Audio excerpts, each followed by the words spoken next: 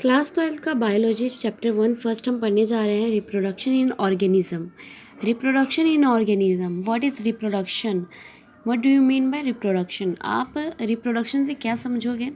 Reproduction एक ऐसा biological process है in which organism give rise to young ones, यानी कि young ones offsprings similar to itself.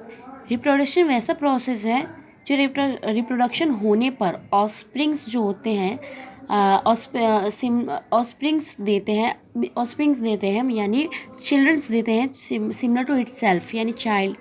आप रिप्रोडक्शन नॉर्मली सब समझ सकते हैं। इससे फीचर्स ऑफ रिप्रोडक्शन कुछ जान लेते हैं। फीचर्स ऑफ रिप्रोडक्शन, पहला रेप्लिकेशन ऑफ डीएनए, मतलब रिप्रोडक्शन जब होता है तो उसमें डीएनए का भी रेप्लिकेशन वाला प्रोसेस होता है और डीएनए बिल्कुल सिमिलर रेप्लिकेशन होता है। सेकेंड इज सेल डिवीज़न भी होता है, मियोसिस होता है, माइटोसिस होता है। अब बात करते हैं फॉर्मेशन ऑफ रिप्रोडक्शन और रिप्रोडक्टिव बॉडी, यानी कि फॉर्मेशन ऑफ रिप्रोडक्शन भी होता है। फिर नेक्स्ट है लाइफ स्पैन, मेनली जो हम पढ़ेंगे अब, यानी कि लाइफ स्पैन क्या होता है? The period from birth to the natural death of an organism is called its life span, यानी कि जो पीरियड है फ्रॉम बर्थ से लेके नेचुरल डेथ, यानी कि जन्म से लेके नेचुरल जो हमारे प्राकृतिक रूप से जब हम डेथ यानी कि मर जाते हैं, यानी कि कोई भी ऑर्गेनिज्म मर जाता है, वही होता है लाइफ स्पैन। ओके, तो जैसे कि हम पढ़ लेते हैं, बटरफ्लाई के बारे में पढ़ते हैं। बटरफ्लाई जैसे 1 से लेके 2 वीक तक रहता है। रोज़ जो है 5 से लेके 7 ईयर तक रहता है। राइस प्लांट होता है जो चावल का पौधा, वो 3 से लेके 4 मंथ तक रहता है, फिर उसके बाद तो कट जाता है। ये है क्रो, यानी कि क्रो 15 ईयर यानी 15 ईयर रहता है, 15 ईयर। काव 20 से 25 साल तक रहता है। बनाना 25 ईयर। और डॉग कुछ बुक में मेंशन नहीं है, मैंने यहाँ पे सारा लिख रखा है, आप चाहे तो इससे पढ़ सकते हैं। बटरफ्लाई कब तक रहता है? 30 ईयर तक। Horse 60 year. Crocodile 60 year. Elephant 60 to 90 year and tortoise 100 to 150 year रहता है।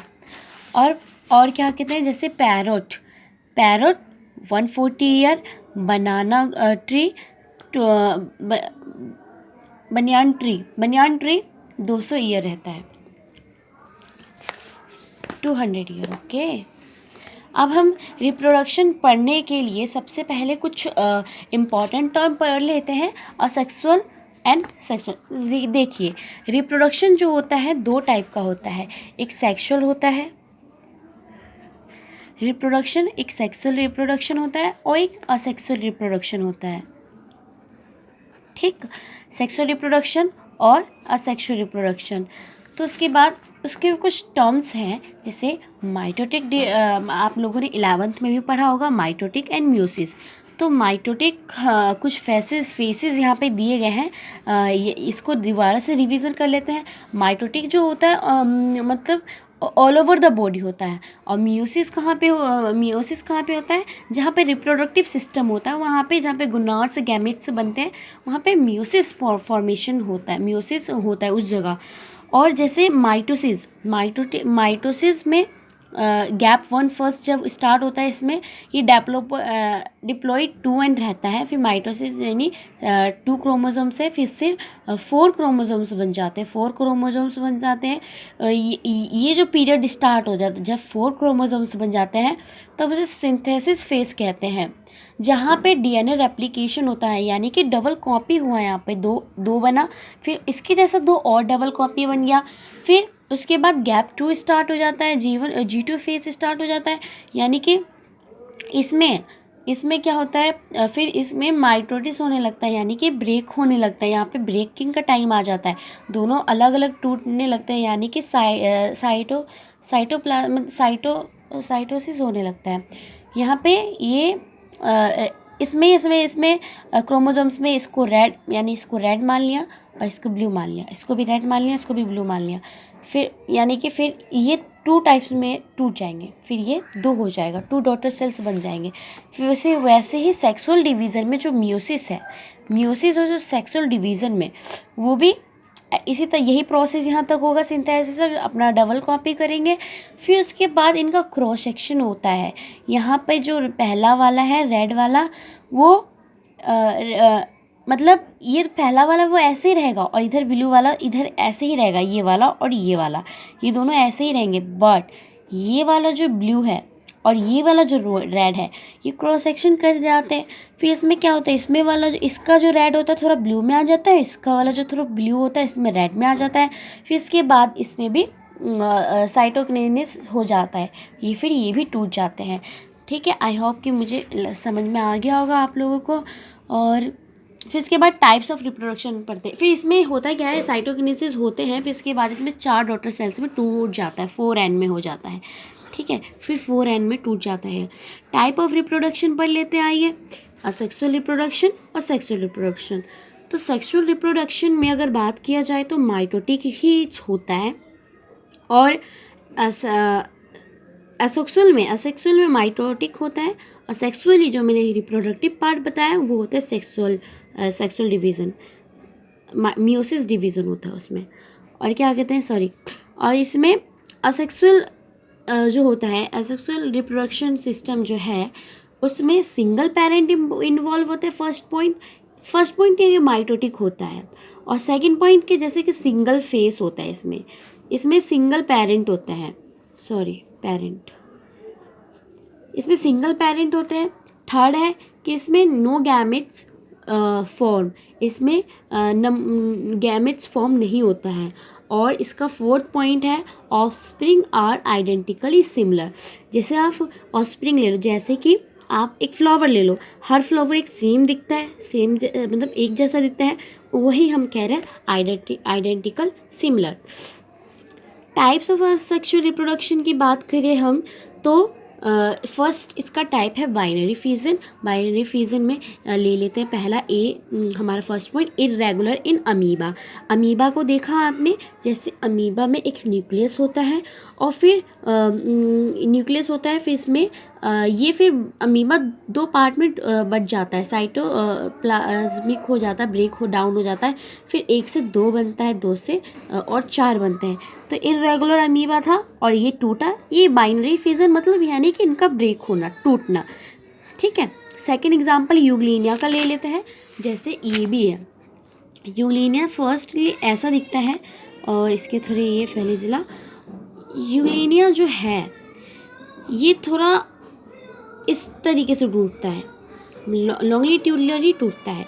यहाँ से इनके न्यूक्लियस है, दोनों डिवाइड होते हैं, फिर 2 में बन जाते हैं, फिर इनका भी साइटोप्लाज्मिक ब्रेक होता है, फिर ये 2 बन जाते हैं। दिख रहा है आपको ये दोनों बन रहा हुआ, ओके। फिर इसके बाद मल्टीपल फिजन भी होता है, मल्टीपल फिजन भी होता है, जैसे कि मैनी आइडेंटिकल हाफ्स होते हैं, वो लोग भी बहुत सारे मैनी आइडेंटिकल हाफ्स होते हैं जो कि उनका भी ब्रेक डाउन होता है।